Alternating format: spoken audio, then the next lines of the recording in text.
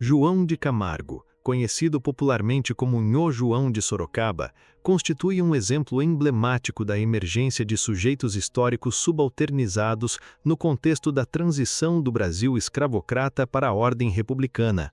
Negro, nascido ainda sob o regime da escravidão no século XIX, sua trajetória insere-se no complexo processo de reconfiguração social que sucedeu à abolição de 1888, momento em que a liberdade jurídica não foi acompanhada por políticas efetivas de integração social, econômica e educacional da população negra.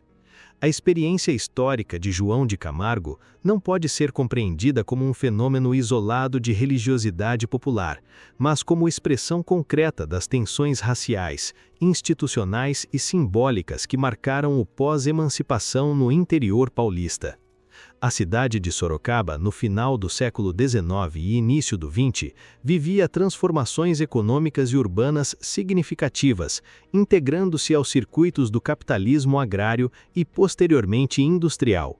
Contudo, essa modernização convivia com profundas desigualdades sociais e com a permanência de hierarquias raciais herdadas do período colonial.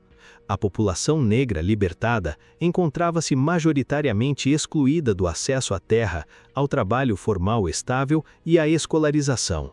Nesse cenário de marginalização estrutural, práticas religiosas autônomas tornaram-se não apenas espaços de fé, mas também territórios de construção de pertencimento e reconhecimento social. É nesse contexto que João de Camargo emerge como liderança religiosa popular. Sem formação acadêmica e à margem das instituições eclesiásticas oficiais, ele funda uma capela no bairro do Além Ponte, local que gradativamente se converte em polo de peregrinação. Relatos de curas e de intermediação espiritual ampliam sua reputação entre trabalhadores pobres, mulheres, doentes e setores socialmente vulnerabilizados. A autoridade que passa a exercer não deriva de ordenação formal ou de legitimação institucional, mas de um reconhecimento comunitário que se consolida pela experiência cotidiana de seus frequentadores. Do ponto de vista sociológico, sua atuação inscreve-se no campo da religiosidade popular brasileira, marcada pelo sincretismo e pela apropriação criativa de elementos do catolicismo, do espiritismo e de matrizes afro-brasileiras. Essa característica híbrida revela tanto a imposição histórica do catolicismo como religião hegemônica, quanto a capacidade de reelaboração simbólica das populações negras e pobres. João de Camargo não rompe explicitamente com o universo católico, mas também não se subordina à hierarquia clerical. Sua prática religiosa, portanto, situa-se em uma zona de fronteira, onde ortodoxia e heterodoxia convivem em tensão. A reação institucional à sua liderança evidencia o funcionamento dos mecanismos de controle social no período republicano.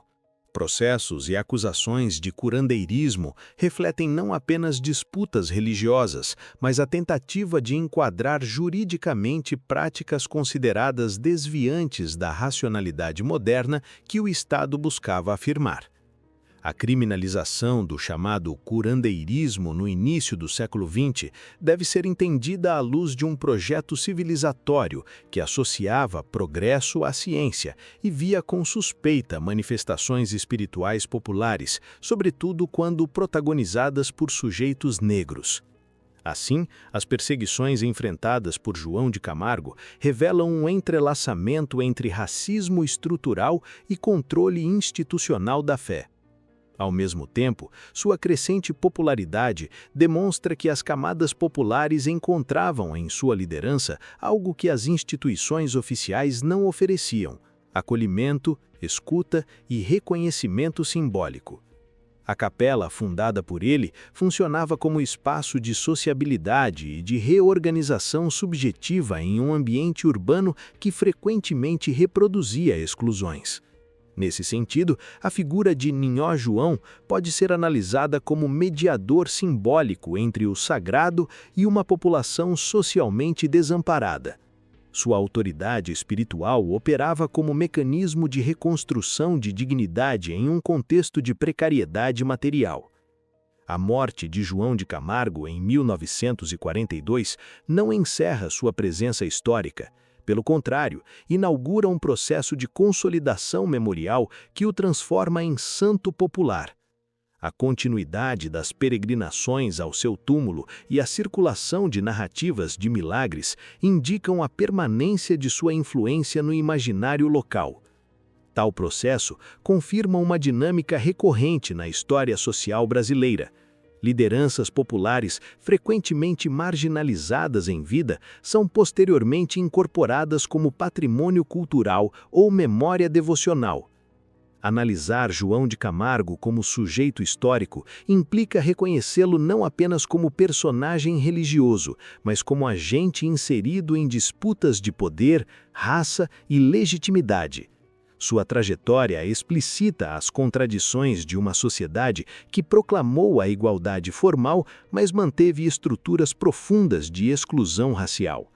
Ao ocupar o lugar de líder espiritual autônomo, ele tensionou hierarquias simbólicas que associavam a autoridade religiosa à branquitude e à formação clerical. Sua experiência demonstra que o pós-abolição brasileiro foi também palco de iniciativas negras de organização comunitária e produção de sentido. Ainda que não tenha articulado um projeto político formal, sua atuação possuía dimensão política implícita ao afirmar a capacidade de liderança e mediação espiritual de um homem negro em um ambiente marcado pelo racismo científico e pela ideologia do branqueamento. Assim, João de Camargo representa uma forma de protagonismo que se manifesta não pela ocupação de cargos estatais, mas pela construção de espaços autônomos de reconhecimento coletivo. A permanência de sua memória em Sorocaba insere-se hoje em debates mais amplos sobre patrimônio imaterial, religiosidade popular e história da população negra no Brasil. Sua trajetória convida a uma reflexão sobre como sujeitos subalternizados produzem agência histórica, mesmo em contextos adversos.